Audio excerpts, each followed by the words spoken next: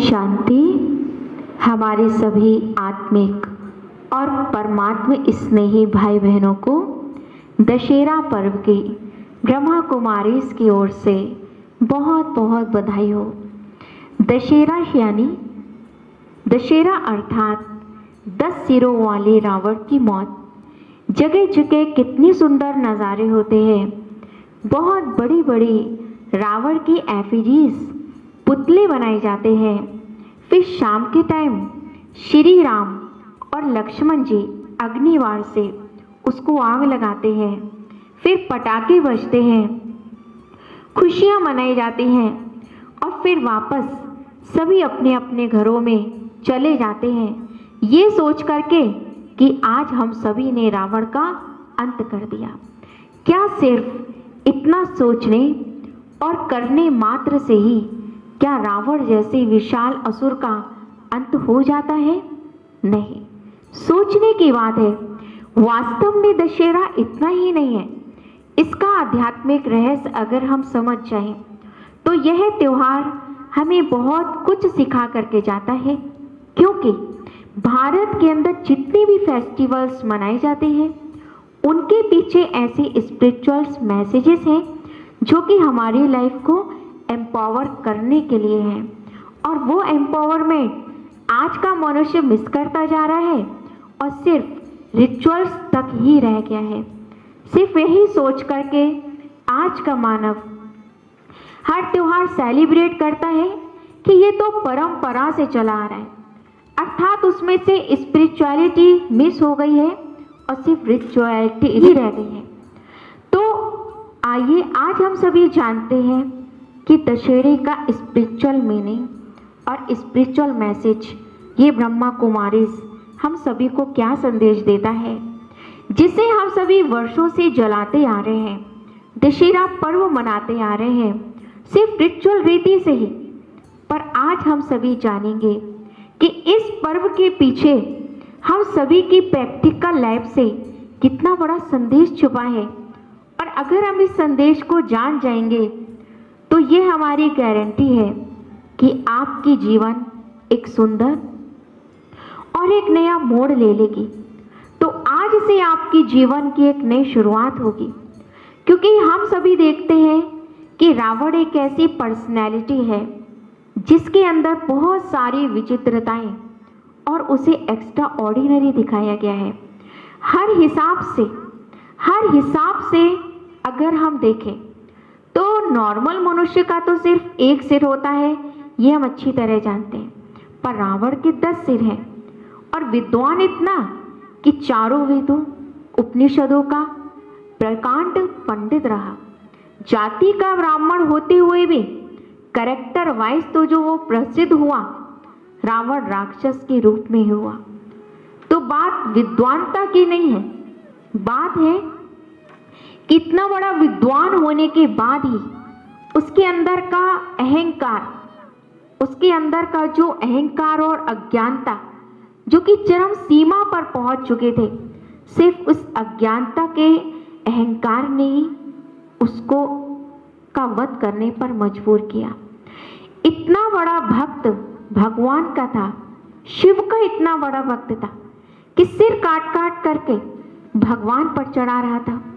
और दूसरी तरफ हम जानते हैं कि जब भगवान सामने आए तो दुश्मनीवश भगवान का सामना करने और उन्हें मारने के लिए वो रावण तैयार खड़ा है। पर्सनैलिटी में विरोधाभास दिखाई देता है कि प्रकांड पंडित होते भी मूर्खता का प्रतीक दिखाया गया है कि काम ऐसा किया उसने कि अपनी मौत को खुद ही बुलावा दिया। इतनी रिद्धि सिद्धियां होते हुए भी अपनी मौत के लिए उठाए गए कदम जानते हुए भी वो कदम पे कदम उठाता रहा और भगवान का सामना करता रहा। इसलिए रावण का जो चित्र बनाते हैं उसमें हम सभी देखते हैं कि 10 सिर और 10 सिर के ऊपर गधे का शीश दिखाया जाता है। तो वास्तव में यह रावण की क्या ऐसी पर्सनैलिटी थी? एक तो रावण के 10 सिर और 10 शीश के ऊपर गधे का शीश।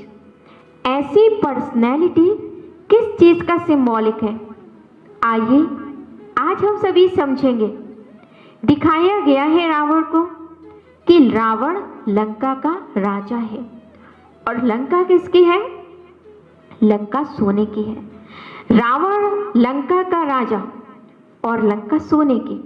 वो एक आइलैंड है और सोने की लंका में हर घर सोने का है, लेकिन घर के अंदर रहने वाले तो राक्षस ही है ना। तो आपस में लड़ते हैं, सुकून किसी को भी नहीं है। लड़ाई झगड़ा और दौलत इतनी कि हर घर सोने का है। वास्तव में ये सारी बातें प्रेजेंट टाइम की है। यह कलयुग का अंतिम टाइम चल रहा है। तो ये कलयुग का अंतिम दौर दर्शाया गया है कि आज हर मनुष्य की आत्मा डिग्रेडेशन अर्थात उसका पतन हो चुका है। आज समाज के अंदर जो चारों ओर हम देखते हैं, लड़ाई झगड़ा, अत्याचार, भ्रष्टाचार, घर घर में हिंसा अर्थात वायलेंस जो दिखाई दे रहा है, इसका टोटल सिंबल सिर्फ ये रावण का प्रतीक ही दिखाया गया है। और हम सभी सिर्फ यही मानते आए कि सिर्फ एकमात्र रावण ही एक ऐसा प्राणी था इस दुनिया में, बाकी हम सब तो बहुत अच्छे हैं। लेकिन नहीं, ये आज की घटिया मानवता का प्रतीक है, जो कि सिर्फ एक रावण के रूप में मानव की घटिया मानवता को और उसकी सोच को दिखाया गया है कि इंसान की मानवता और मानसिकता आज इस कलयुग के अंत में किस हद तक नीचे गिर चुकी है। देखिए, रावण को जो हम दिखाते हैं और 10 सिर, सच में तो हम सभी समझ सकते हैं कि फिजिकली किसी को भी 10 सिर लगे हुए नहीं हो सकते, क्योंकि एक बॉडी के साथ एक ही शरीर फिट हो सकता है। तो सिर जब तक बॉडी से कनेक्टेड ना हो तो जिंदा कैसे रहेंगे? फिर कौन से सिर से खाया जाएगा, कौन से सिर से बोला जाएगा, कौन से सिर से जो है हम अपना सब काम करेंगे। और हर ब्रेन के अंदर सोल रिक्वायर्ड होती है, तो उसको जिंदा करती है, क्योंकि ब्रेन एक इंजन है। तो 10 सिर में 10 आत्माएं निवास करती हो, ऐसा तो हो ही नहीं सकता है। वास्तव में 10 सिर मतलब आम इंसान से 10 गुना दिमागी शक्ति, इतनी अधिक दिमागी शक्ति जो कि 4 वेद, 6 उपनिषद वो रट सकता था। इसका प्रतीक दिखाया है कि उसके पास एक नॉर्मल इंसान से 10 गुना ज्यादा दिमागी शक्ति थी, या फिर इतनी नॉलेज उसके पास थी कि विज्ञान की चरम सीमा तक पहुंच सकता था, लेकिन अपना कल्याण फिर भी नहीं कर सका। इसलिए रावण के सिर पर गधा मूर्खता का प्रतीक दिखाया गया है। वास्तव में जो जाति का ब्राह्मण और कर्म का राक्षस ऋषि पुत्र आज के समाज का प्रतीक है। और आज के समाज में अच्छी जात बिरादरियों की हम देखते हैं कोई कमी नहीं है। बहुत ऊंची ऊंची जाति के गोत्र के लोग इस संसार के अंदर हैं, लेकिन ऊंचे कुल और गोत्र के होने के बावजूद भी निम्न वर्ग के कर्म हर तरह के गोत्र में आज दिखाई देते हैं।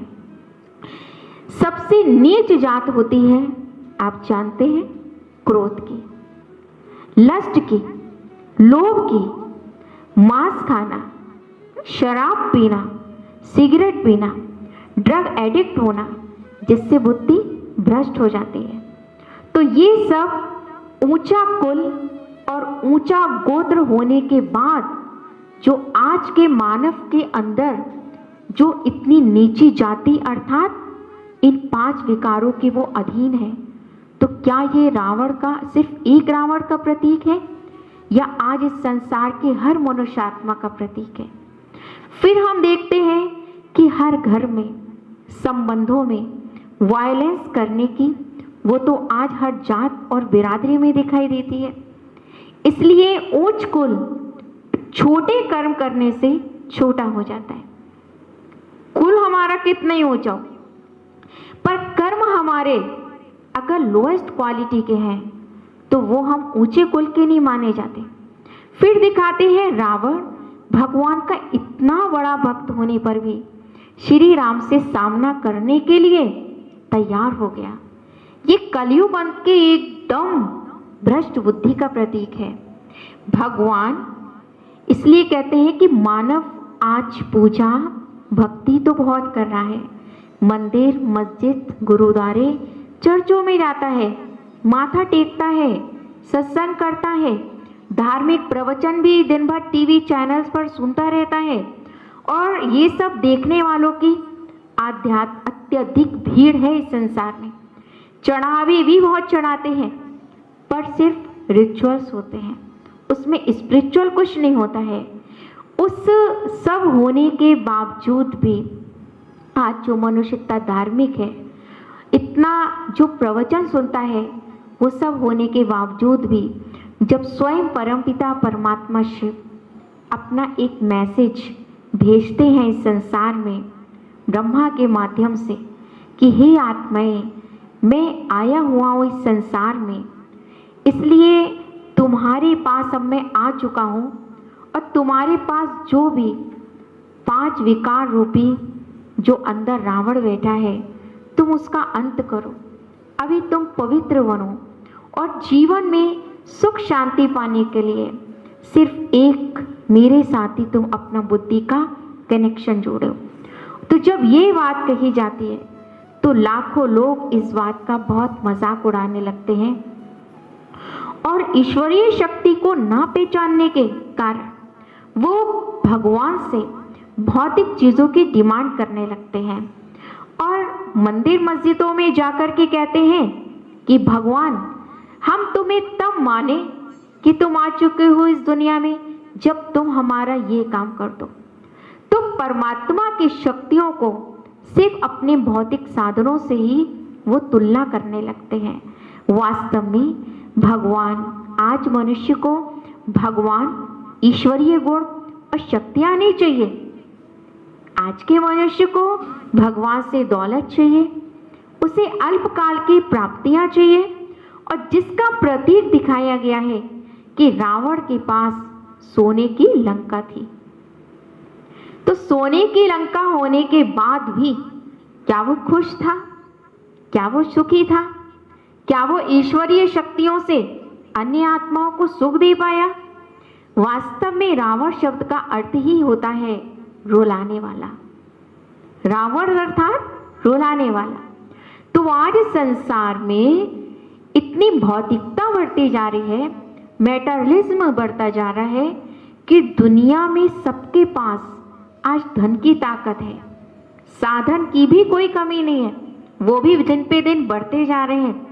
एक साधारण सा भी इंसान होगा फिर भी उसके घर में सब कुछ मिलेगा, पर मन फिर भी आज सबका रो रहा है, क्योंकि रावण तो हर घर में बैठा है ना। क्यों रो रहा है?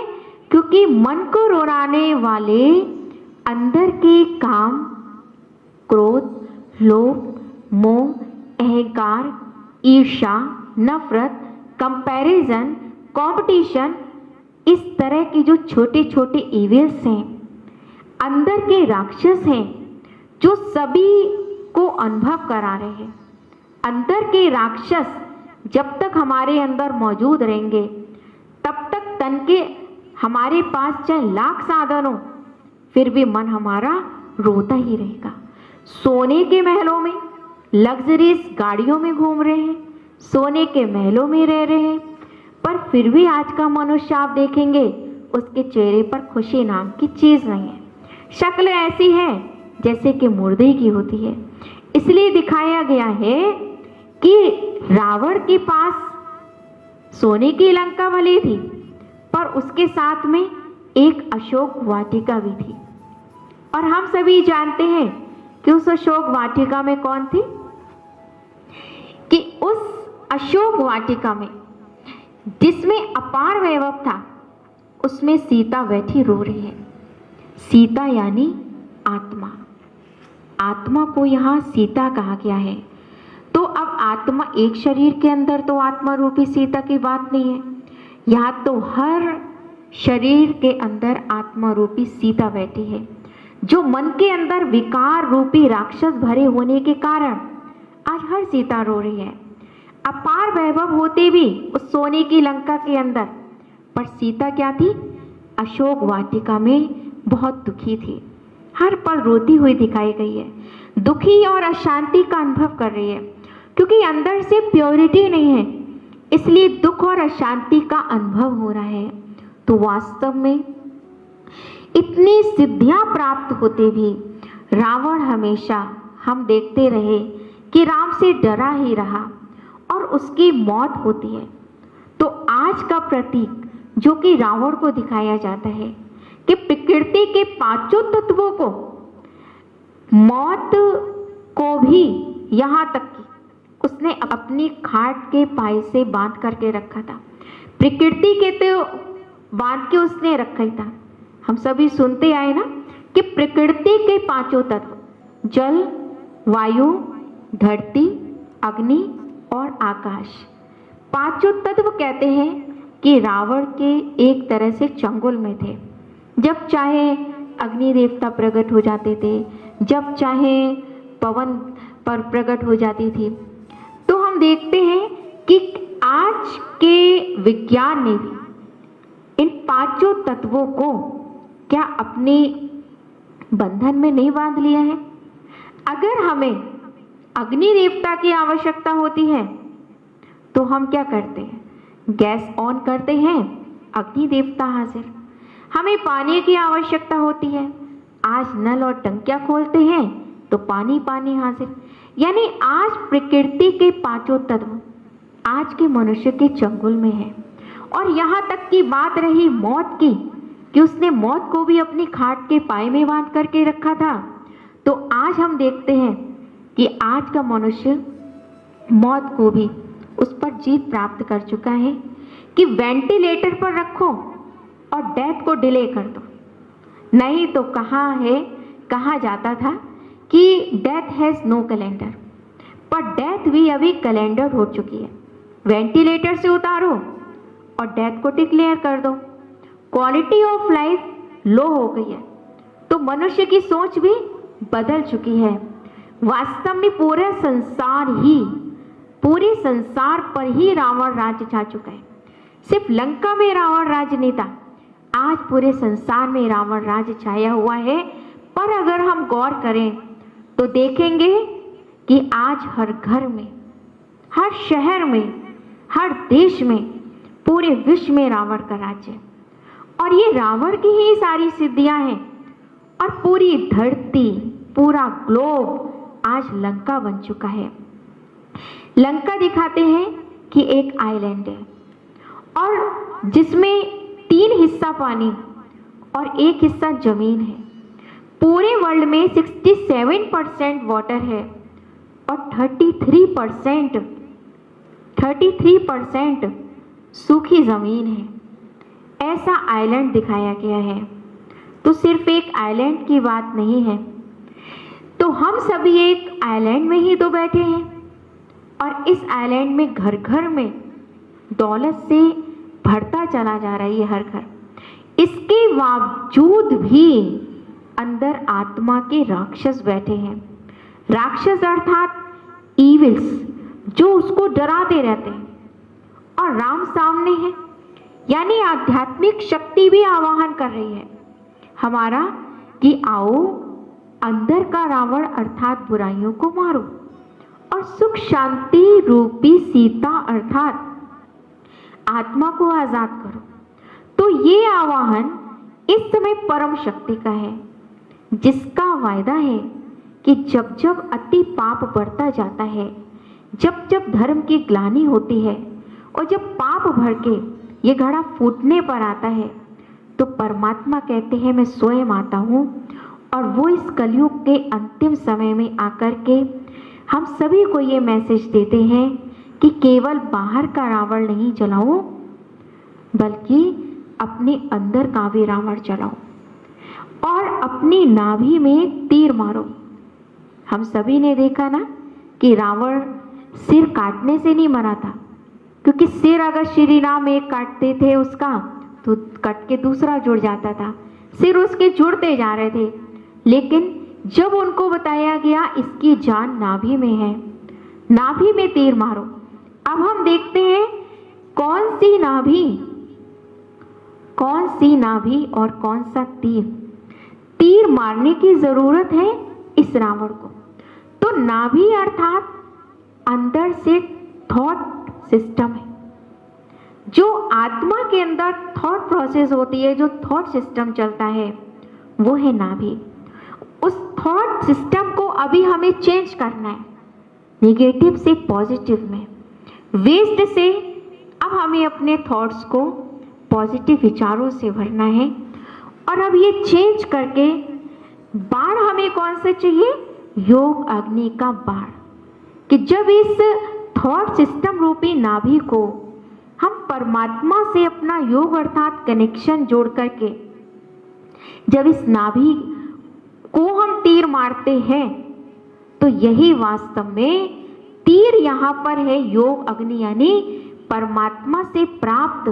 जब उससे हम योग लगाते हैं तो उससे जो हमें दिव्य शक्तियाँ प्राप्त होती हैं, तो परमात्मा की उन दिव्य शक्तियों से हम अपने थॉट प्रोसेस को अर्थात नाभि को बदल सकते हैं, और इससे हमारे अंदर का बैठा हुआ रावण सदा सदा के लिए समाप्त हो जाता है। तो अब हमने समझा कि 10 शीश वाला कोई रावण नहीं, वास्तव में ये हर एक आत्मा के अंदर के 10 विकार ही हैं, जिसके कारण आज हर एक आत्मा रूपी सीता इसके चंगुल में बैठी हुई, फंसी हुई, दुखी है और अशांत है। तो आइए परमात्मा शक्तियों से अपने अंदर के रावण को मारे। अपने अंदर जब तक हम मधुरता, पवित्रता, अंतर्मुखता जैसे गुणों को हम पैदा नहीं करेंगे, तब तक ये रावण इस संसार से कभी भी मरने वाला नहीं है। तो हमारा सच्चा सच्चा दशहरा और खुशियाँ तो तब होंगी जब हर एक आत्मा आज से ये दृढ़ संकल्प करे कि मुझे आज से ही अपने अंदर की एक एक बुराई रूपी रावण को खत्म करना है।